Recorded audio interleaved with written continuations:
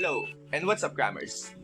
Today, we are going to talk about an important concept in MAS and AFAR, which is standard costing.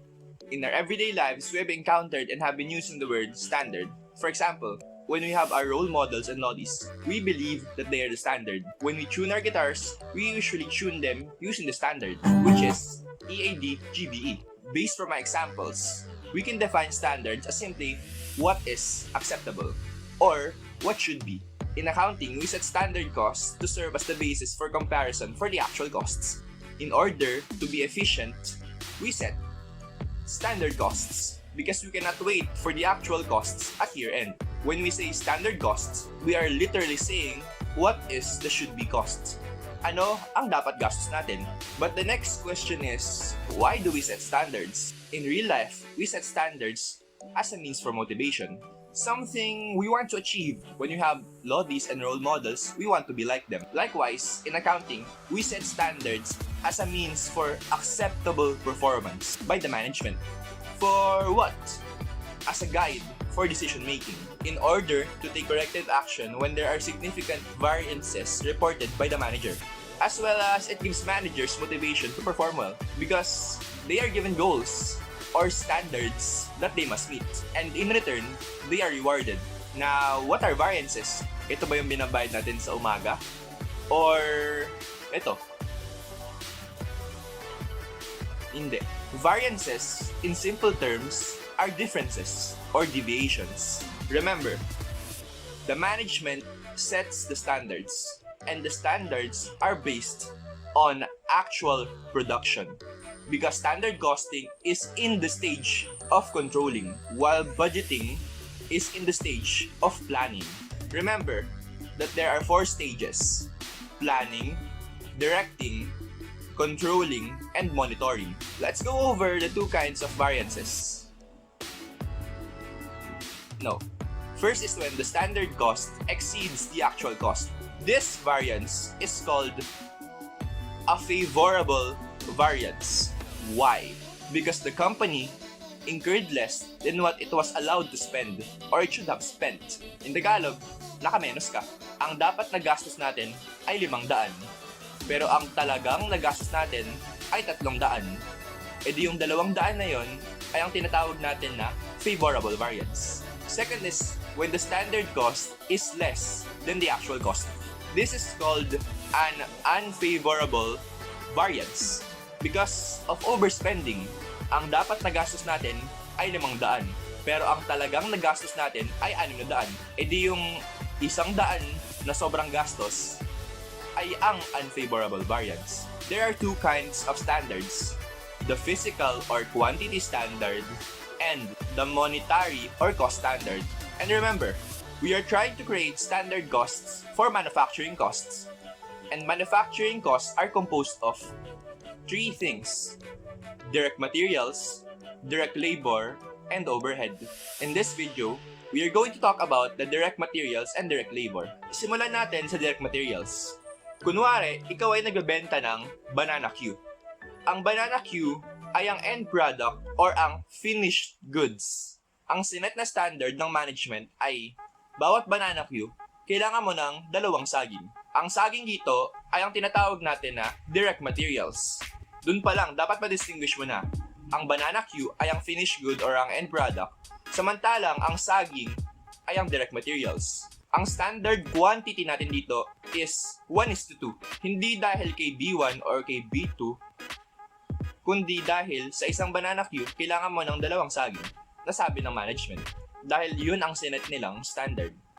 Remember that the standard is always set by the management. Ganun lang kasimple ang standard quantity. It is always given in the form of a ratio. Kung gagawa ka ng tripod, 1:3. Kasi kailangan mo ng 3 steel bars para makagawa ng isang tripod. Kung gagawa ka naman ng kotse at ang gulong ang hinahanap natin, 1:4. Kasi sa bawat kotse, kailangan mo ng 4 na gulong. Next, ang monetary or cost standard naman ay usually based sa market price at past experience. If ang isang saging ay worth 8 pesos sa market, or dahil tuwing bumibili ka ng saging ay 8 pesos siya, edi 8 pesos ang isiset ng management as the price standard. So, if nakagawa ka ng 100 na units ng banana Q, which is the actual production, ang dapat na direct materials na nagamit mo ay 200 na saging. Kasi di ba ang sinet natin na standard quantity is 1:2.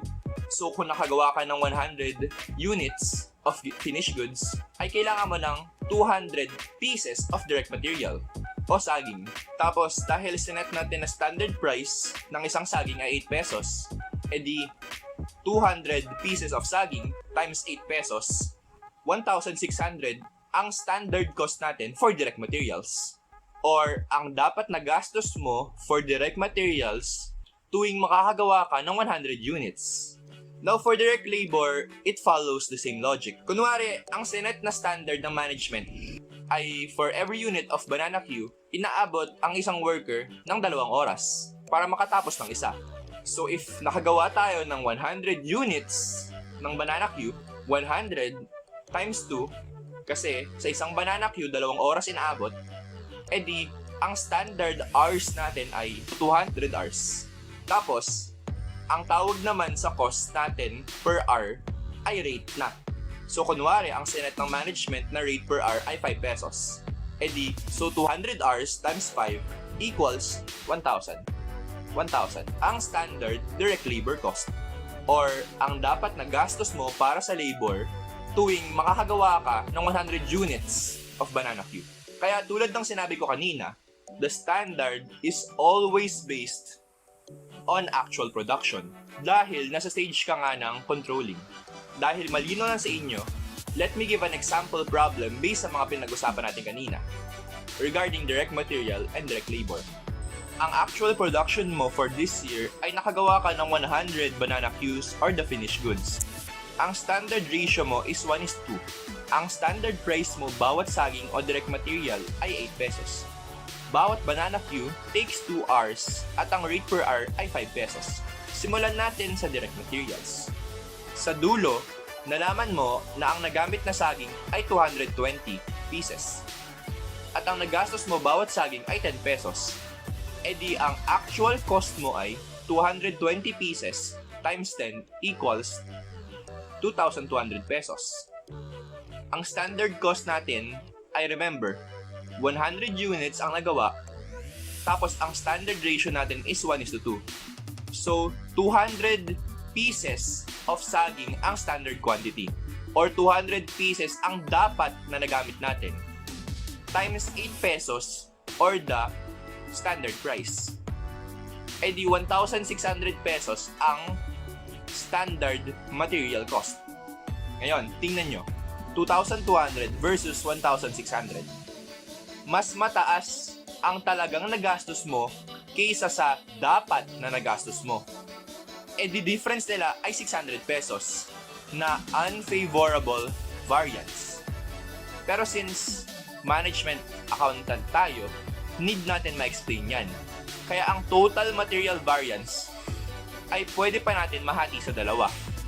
Ang price variance at ang quantity variance. Paano? Simple lang. Kanina, ginamit natin itong formula para malaman natin ang total materials variance.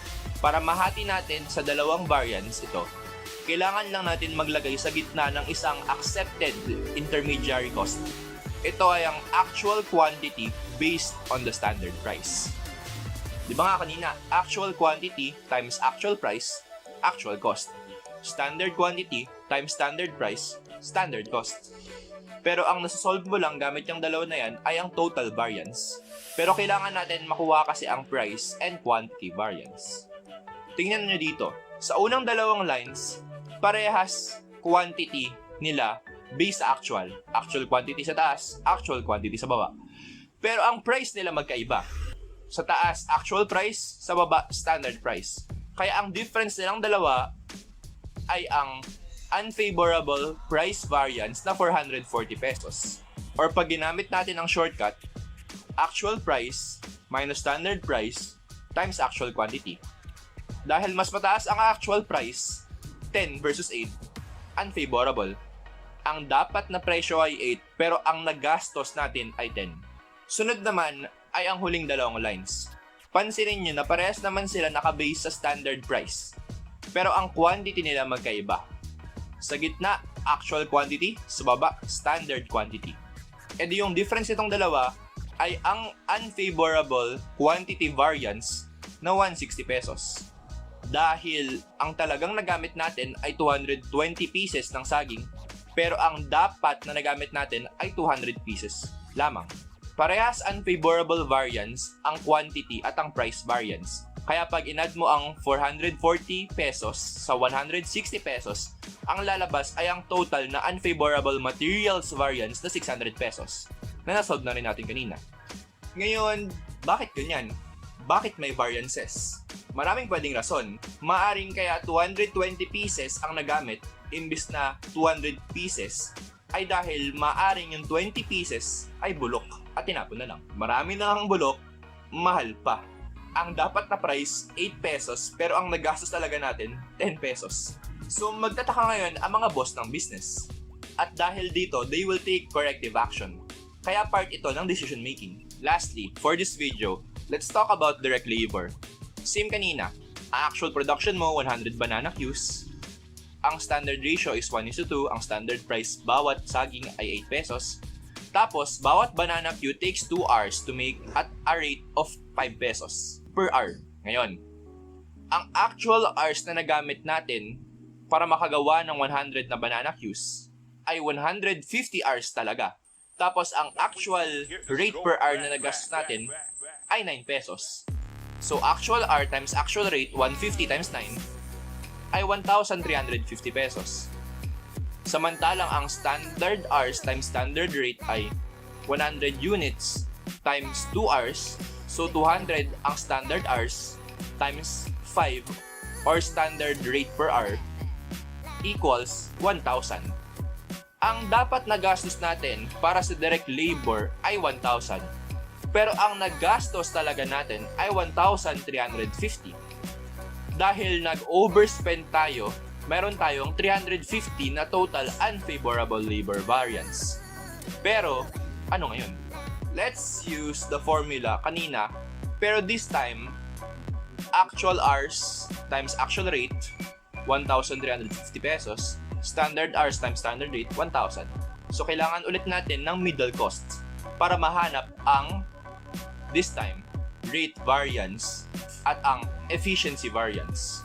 Hindi na natin gagamitin ang word na quantity variance para sa direct labor kasi mas maganda nating tawagin itong efficiency variance dahil we talk about hours.